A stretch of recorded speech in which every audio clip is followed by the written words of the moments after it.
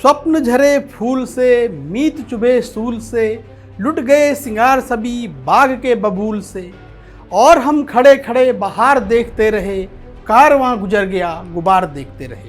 प्रसिद्ध कवि और गीतकार गोपाल दास नीरज जी की यह रचना समय समय पर तमाम घटनाओं के संदर्भ में प्रासंगिक नजर आती रही है। इस बार उनकी ये पंक्तियां उत्तराखंड राज्य के सपनों की राजधानी गैरसैंण के दर्द पर पूरी तरह फिट बैठती है। 2 दिन के सियासी तमाशे के लिए 19 और 20 अगस्त को भराड़ीसैंण में जुटा सरकारी मजमा वापस नकली राजधानी देहरादून के लिए निकल गया और जनता उनकी गाड़ियों से उठने वाले धूल का गुबार देखती रह गई। जनता के हाथ इस बार भी कुछ नहीं आया। पिछले सत्रों की तरह इस बार भी सरकार ने उसके साथ छल किया और निकल गई। 1.5 दिन में कुल जमा 2 घंटा 40 मिनट ही सत्र की कार्रवाई चली, जबकि पहले 4 दिन की अवधि तय की गई थी। जनता के मुद्दों पर न तो कोई ठोस चर्चा हुई, न ठीक से सवाल जवाब। सभी को उम्मीद थी कि धराली जैसी आपदा पर तो कम से कम सत्र में जरूर कुछ सार्थक चर्चा होगी, लेकिन ऐसा होने के बजाय सत्र को 1.5 दिन में ही निपटा दिया गया। इसी तरह हालिया पंचायत चुनाव में हुई गुंडागर्दी को लेकर उठे सवाल भी हो हल्ले में दब गए। इस तरह सत्र के नाम पर खाना पूर्ति का एक और एपिसोड पूरा हो गया। कुछ सरोकारी पत्रकारों को छोड़कर सूचना विभाग की कृपा से पलने वाले देहरादून से मटर गश्ती करने गैरसैंण पहुंचे अधिकांश मीडिया के चारण भाट इस सियासी नौटंकी पर सवाल उठाने के बजाय नेताओं के साथ सेल्फी और उनकी चरण वंदना के वीडियो ही पोस्ट करते रहे। कुल मिलाकर 5.5 बरस पहले गैरसैंण को ग्रीष्मकालीन राजधानी के झांसे में फंसाने के बाद सरकार एक बार फिर पिकनिक मनाकर वापस देहरादून लौट आई। हुक्मरानों को देहरादून वापस लाने के लिए पहुंचे उड़न खटोलों के शोर और वीआईपी गाड़ियों के कान फोड़ू हूटरों ने जनता के कानों को सुन्न कर दिया। 2 दिन के इस तमाशे के बाद भराड़ीसैंण विधानसभा परिसर में फिर से सन्नाटा पसर चुका है, जो अगली बार होने वाले इसी तरह के एक और सियासी नाटक के मंचन पर टूटेगा और इसी तरह 3-4 दिन बाद फिर से सन्नाटे में तब्दील हो जाएगा। यानी 4 दिन की चांदनी फिर अंधेरी रात। साल 2014 में तंबू में पहला विधानसभा सत्र आयोजित होने से लेकर भव्य विधानसभा भवन बन जाने तक गैरसैंण का यही दुखद सत्य है, जो मानो इसकी नियति बन चुका है।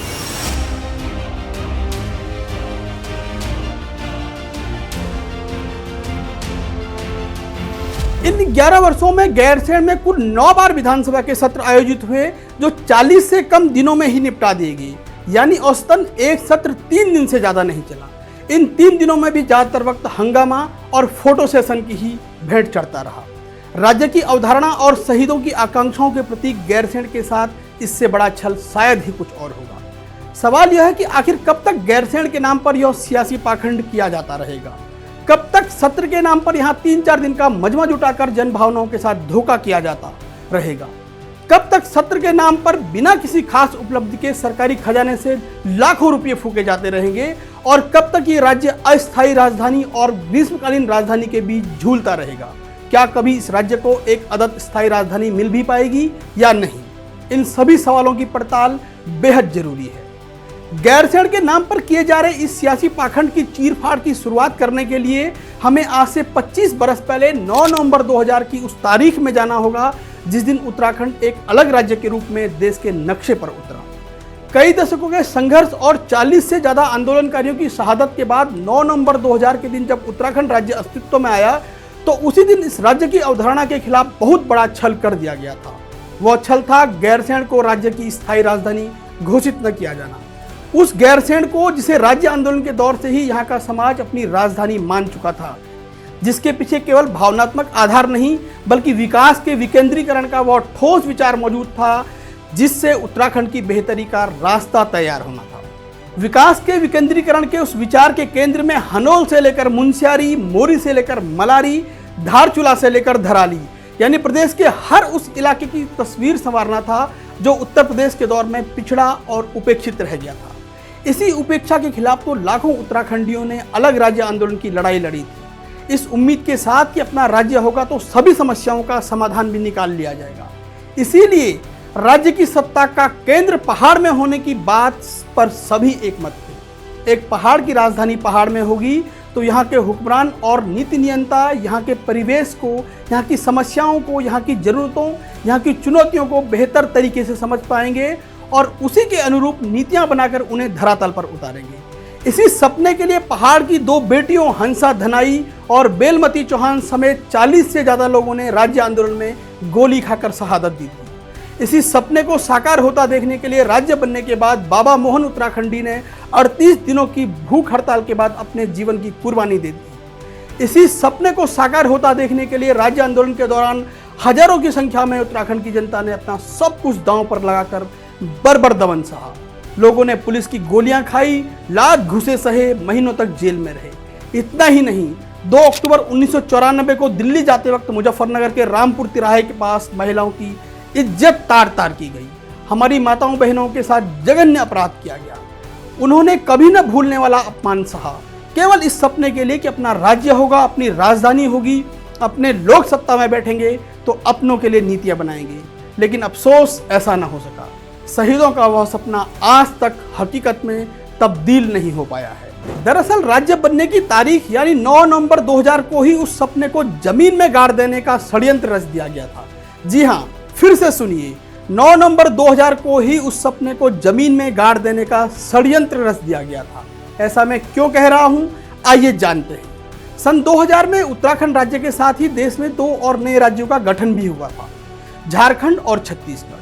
जब इन राज्यों के गठन का ऐलान हुआ तो इनके साथ ही इनकी राजधानी भी घोषित कर दी गई, झारखंड की रांची और छत्तीसगढ़ की रायपुर। लेकिन हैरानी की बात देखिए कि जिस उत्तराखंड की राजधानी पहले से ही गैरसैंण मानी जा रही थी, उसका ऐलान ही नहीं किया गया।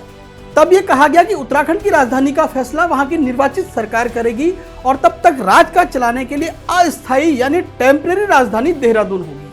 आप खुद ही सोचिए कि एक साथ बने 3 राज्यों में से 2 की राजधानी तो पहले दिन ही तय कर दी गई, लेकिन हमारे प्रदेश की राजधानी के मुद्दे को लटका दिया गया।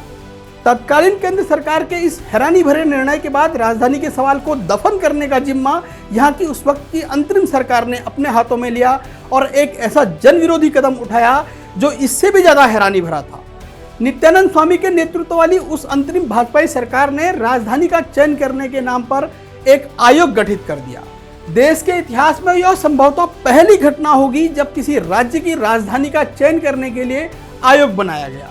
उस आयोग का नाम था राजधानी चयन आयोग, जिसके अध्यक्ष बनाए गए इलाहाबाद उच्च न्यायालय के सेवानिवृत्त न्यायमूर्ति जस्टिस वीरेंद्र दीक्षित। उस एक सदस्यीय आयोग को राजधानी ढूंढने के लिए 6 महीने का वक्त दिया गया, लेकिन 6 महीने पूरे होने पर रिपोर्ट सौंपने के बजाय जस्टिस वीरेंद्र दीक्षित ने इस्तीफा दे दिया। अब और मजे की बात सुनिए, उसके बाद साल 2002 में कांग्रेस के सत्ता में आने पर मुख्यमंत्री एनडी तिवारी ने उसी दीक्षित आयोग को पुनर्जीवित कर 6 महीने का और वक्त दिया। लेकिन 6 महीने का वक्त साल से 2 साल, 3 साल, 4 साल और 5 साल में बीत गया। 5 साल बीतने पर तिवारी जी भूतपूर्व मुख्यमंत्री हो गए और भुवन चंद्र खंडूरी नए मुख्यमंत्री। खंडूरी जी के कार्यकाल में भी इस सत्ता के लाडले दीक्षित आयोग को विस्तार दिया गया। कुल मिलाकर गठन से लेकर रिपोर्ट सौंपने तक 11 बार दीक्षित आयोग का कार्यकाल बढ़ाया गया और इस पर 64 लाख रुपए से ज्यादा खर्च हुए। इसके बाद साल 2008-9 में जब आयोग ने अपनी रिपोर्ट सरकार को सौंपी तो पहले सरकार इस रिपोर्ट को सार्वजनिक करने को तैयार नहीं हुई। सूचना आयोग के दखल के बाद यह रिपोर्ट सामने आई, लेकिन इसके बाद भी राजधानी का सवाल अनसुलझा ही रहा। दीक्षित आयोग ने जब साल 2008-9 में अपनी रिपोर्ट सरकार को सौंपी तब प्रदेश में भाजपा की सरकार थी। आयोग ने गैरसैंण को राजधानी बनाए जाने को लेकर तमाम खामियां गिनाई, लेकिन जब बात जन भावना की आई तो उसने भी यही माना कि जनता के बहुमत की राय गैरसैंण को राजधानी बनाने के पक्ष में है। जी हाँ, जनता के बहुमत की राय गैरसैंण को राजधानी बनाने के पक्ष में है। चूंकि लोकतंत्र में जनमत को ही सर्वोपरि माना जाता है, इस लिहाज से देखें तो तत्कालीन भाजपा सरकार को गैरसैंण को स्थायी राजधानी घोषित कर देना चाहिए था, लेकिन उसने ऐसा नहीं किया। इस रिपोर्ट को आए करीब 1 दशक होने को है, लेकिन कोई भी बहुमत वाली सरकार राजधानी के सवाल पर जनता के बहुमत की राय को पूरा करने का साहस नहीं दिखा पाई। दीक्षित आयोग की रिपोर्ट आने के बाद मेजर जनरल भुवन चंद्र खंडूरी, रमेश पोखरियाल निशंक, विजय बहुगुणा, हरीश रावत, त्रिवेंद्र सिंह रावत, तीरथ सिंह रावत और अब पुष्कर सिंह धामी मुख्यमंत्री बन चुके हैं, लेकिन इनमें से किसी में भी ये साहस नहीं रहा कि वे जन भावनाओं का आदर करते हुए उस गैरसैंण को प्रदेश की राजधानी घोषित करते, जिसका सपना देखते हुए 40 से ज्यादा आंदोलनकारियों ने शहादत दी थी। उत्तराखंड को अलग राज्य बने 25 बरस बीतने को हैं, मगर अभी तक स्थायी राजधानी का इंतजार है। इन 25 वर्षों में देहरादून अस्थायी राजधानी है, गैरसैंण ग्रीष्मकालीन राजधानी है, लेकिन स्थायी राजधानी कहाँ है ये किसी को नहीं मालूम। एक और गौर करने वाली बात यह है कि जो देहरादून अस्थायी यानी टेम्परेरी राजधानी है, वहाँ इन 25 वर्षों में सारे काम परमानेंट हो चुके हैं।